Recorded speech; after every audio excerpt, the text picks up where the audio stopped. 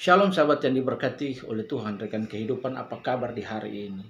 Saya percaya kasih karunia Allah yang jauh melampaui segala roh akal pikiran menolong kita dalam setiap hal yang kita telah kerjakan. Saya percaya Allah turut bekerja dalam segala hal untuk mendatangkan kebaikan bagi setiap kita yang mengasihi Dia. Nah sahabat yang diberkati oleh Tuhan, hari ini kita belajar tentang keajaiban Natal. Bagaimana inkarnasi Allah menjadi manusia, Allah yang transenden menjadi imanen, datang bagi manusia yang berdosa. Sahabat yang dikasihi oleh Tuhan, momen Natal adalah momen untuk mengenang, mengingat, menempatkan kembali lagi peristiwa inkarnasi. Adalah peristiwa agung di mana Allah yang transenden, yang tidak terjangkau, itu menjadi imanen, hadir di tengah-tengah manusia melalui karya Yesus Kristus. Jadi Natal bukan hanya tentang kelahiran sosok bayi, tetapi tentang manifestasi kasih Allah yang datang untuk menyelamatkan manusia yang berdosa. Nah sahabat, dalam renungan ini kita akan melihat yang pertama inkarnasi Allah dalam perspektif perjanjian lama. Dalam PL, Allah digambarkan sebagai yang kudus dan tidak terjangkau oleh manusia yang berdosa. Sahabat yang diberkati oleh Tuhan, PL juga menubuatkan kedatangan Allah yang akan hadir di tengah-tengah umatnya. Yesaya 7 ayat 14 mencatat bahwa sesungguhnya seorang perempuan muda mengandung dan akan melahirkan seorang anak laki-laki dan ia akan menamakan dia Immanuel. Nah kata ini dalam bahasa Ibrani berarti Allah beserta kita.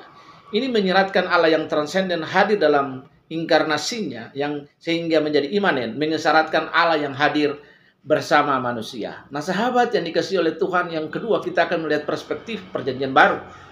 Allah menggenapi nubuat mesianik dalam perjanjian lama melalui kelahiran Yesus Kristus. Yohanes 1 ayat 14 berkata, firman itu telah menjadi manusia dan diam di antara kita. Kita telah melihat kemuliaannya, yaitu kemuliaan yang diberikan kepadanya sebagai anak tunggal Bapa, penuh kasih, karunia dan kebenaran. Sahabat yang diberkati oleh Tuhan, kata diam di sini dalam bahasa Yunani artinya tinggal atau mendirikan kemah, menunjuk pada hadirat Allah yang tinggal di tengah umatnya. Seperti dalam kemah suci pada zaman Musa. Kita bisa melihat dalam Keluaran 25 ayat yang ke-8.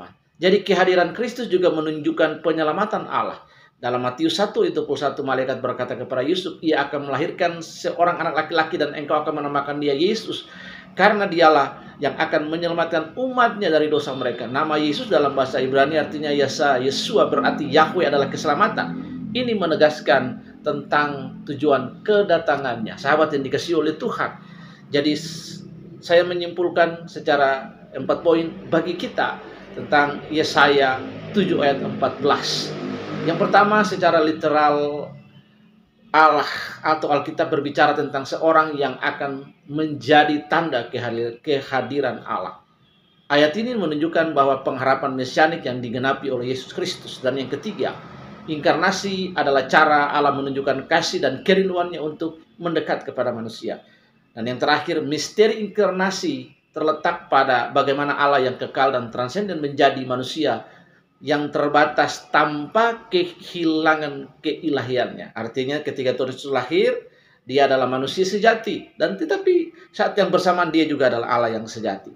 Penting bagi kita untuk memahami podcast ini. Yang pertama, inkarnasi menunjukkan kasih Allah yang luar biasa. Allah yang rela meninggalkan kemuliaannya untuk datang kepada manusia yang berdosa. Ya, tentu saja saudara dan saya. Dan beribu banyak orang lagi yang percaya dan yang akan menerima dia di kemudian hari menjadi Tuhan dan Juru Selamat. Yang kedua, Natal mengingatkan kita pengharapan yang pasti melalui Tuhan Yesus Kristus. Allah mendamaikan manusia dengan dirinya sendiri. Sebuah pertanyaan diagnostik bagi kita di akhir tahun ini.